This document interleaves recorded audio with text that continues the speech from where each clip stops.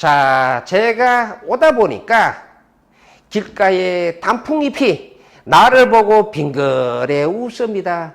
기분이 좋습니다. 자, 오늘도 여러분들과 함께 즐거운 경매 여행을 떠날 황제화 인사 올리겠습니다.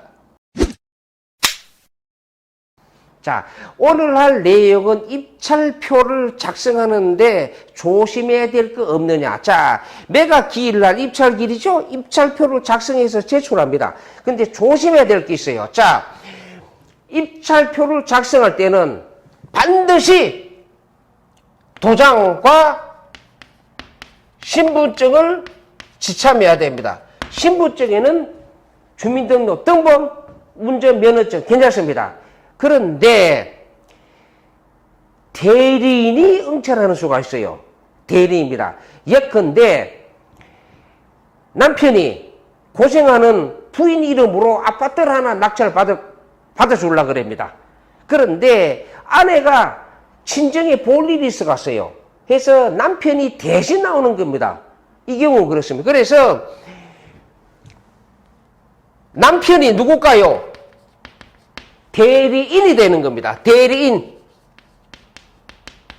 그러면 누구 이름으로 낙찰 받느냐? 부인이죠. 아내입니다. 본인이라 그래요. 본인. 누구 이름으로 낙찰 받느냐? 아내입니다.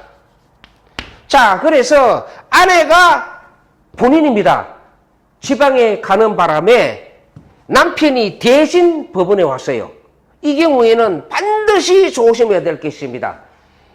인감증명서. 누구? 바로 본인입니다. 본인. 아내의 인감증명서가 첨부돼야 됩니다. 그리고 위임장입니다. 위임장. 위임장에는 보통 입찰표 뒤에 보면은 위임장이 있어요. 그런데 직접 집에서 작성해서 가셔도 됩니다. 그런데 위임장에는 반드시 본인입니다. 본인. 아내의 인감 도장이 날인이 되어 있어야 됩니다. 그리고 남편은 당연히 도장과 신분증을 가지고 와야 됩니다. 그래서 항상 대리인이 응찰할 때에는 본인입니다. 누구 이름으로 낙찰을 받느냐? 본인의 인감증명서와 본인의 인감도장이 날인데 위임장이 반드시 첨부돼야 된다는 겁니다. 그리고 또 하나 매수신청 보증금이 있어요. 매수신청 보증금인데 매수신청 보증금은 보통은 뭘까요? 보통은 최저 매각가격이 10%입니다.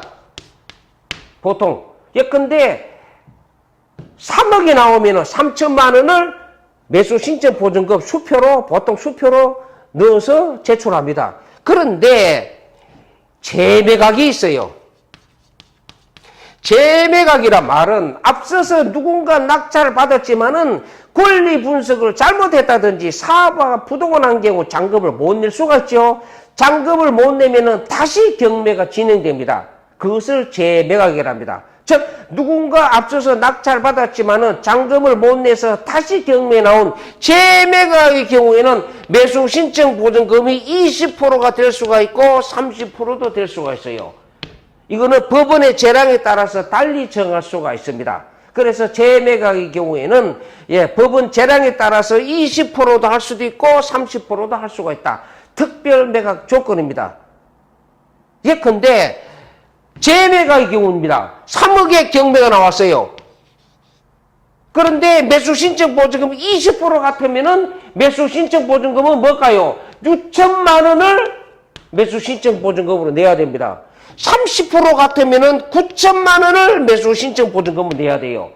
미리 준비를 해야 됩니다. 그래서 재매각의 경우에는 20%냐 30%냐 미리 확인해서 준비해야 됩니다. 어떤 분 재매각인데도 최저 매각 가격 10%를 준비할 수 있어요. 이 경우에는 안 됩니다. 무효 처리됩니다. 그래서 미리미리 반드시 준비하셔야 됩니다. 자, 그리고 또 하나 실무에서 조심해야 될 게 법인이 낙찰을 받는 수가 있어요. 법인입니다. 법인 주식회사지요. 법인이 낙찰을 받는 경우인데 즉 주식회사입니다. 주식회사. 그런데 주식회사 주식회사 행복 주식회사 또는 주행복 또는 행복주. 우리 보통 혼동해서 많이 씁니다. 그러나 엄격한 의미에서는 조심하셔야 돼요. 그래서 법인이 입찰할 때에는 반드시 법인 등기부등본이 나옵니다. 법인 등기부등본에 상호명이 나와요. 상호명 그대로 적으세요. 주식회사 행복되어 있으면 이렇게 적으시라는 얘기입니다. 행복 주식회사 이렇게 되면은 자칫하면은 법원에 따라서 불허가 날 수도 있어요. 그리고 어떤 사람은 주행복, 같은 게 아니냐? 그렇게 하더라도 법원의 재량에 따라서는 자칫하면은 불허가 날 수가 있다는 얘기입니다. 그러니까 가능하면은 여러분들 항상 그렇습니다. 어디 가든지 부동산 등기부 등본, 법인 등기부 등본에 상호 그대로 적으시길 바라겠습니다. 요거 알아주시고. 그리고 법인이 대표가 오는 경우에는요, 사내이사, 대표이사가 직접 응찰하러 오는 경우에는 법인 등기부 등본, 그리고 도장, 신분증 첨부하면 됩니다. 그런데 직원이 대신 오는 수가 있어요. 대표가 안 오고, 즉 사내이사나 대표이사가 안 오고 법인이 대신 오는 경우에는 반드시 법인 인감증명서가 첨부돼야 됩니다. 그리고 법인 대표 인감도장이 날인데 유임장이 첨부돼야 돼요. 항상 그걸 준비하시기 바랍니다. 그런데 또 하나 가장 조심해야 될 게 입찰 가격입니다. 입찰 가격은 절대로 수정이 안 됩니다. 다른 데는 어떻게 될까요? 주소, 이름 잘못되면 수정 가능합니다. 그러나 입찰 가격에는 절대로 수정이나 정정하면 무효가 됩니다. 어떤 분 입찰 가격에 3, 5, 2 이렇게 적고는 잘못 적었다고 수정을 합니다. 도장 찍고 3, 6, 2 이렇게 적습니다. 무효입니다. 예, 다른 데는 주소라든지 이름이라든지 이런 데는 수정이 가능해요. 정정 가능합니다. 그런데 입찰 가격만은 절대로 수정이 안 됩니다. 도장 찍어도 수정이나 정정이 안 돼요. 그래서 혹시나 입찰 가격을 잘못 적은 경우에는 수정이나 정정하지 마시고 입찰표를 다시 받아와서 다시 작성해서 제출하시기 바랍니다. 그래서 입찰 가격 반드시 알아두시기 바랍니다. 그래서 특히 입찰 가격 조심해야 될 거는 다음에 한번 별도로 설명드리도록 하겠습니다. 항상 조심해야 됩니다. 그리고 또 하나는 보통 입찰고 시간을 1시간 10분을 줘요. 1시간 10분 갑니다. 시간은 넉넉해요.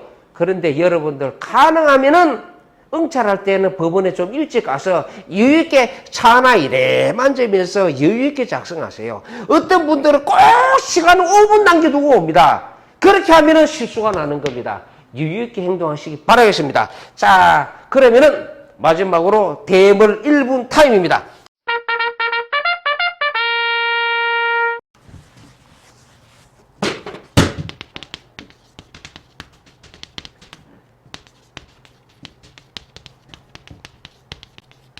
인 일시 지분 면 100일 지우다. 인 참는다. 일시 순간의 분함을 참으면은 면한다. 100일 동안의 근심을 면한다는 얘기입니다. 순간적으로는 일시적인 분함을 화를 참으면은 100일 동안의 근심을 면한다. 이게 쉬운 게 아니죠. 예. 자, 읽어봅시다. 인 일시 지분이면 면 100일 지우니라.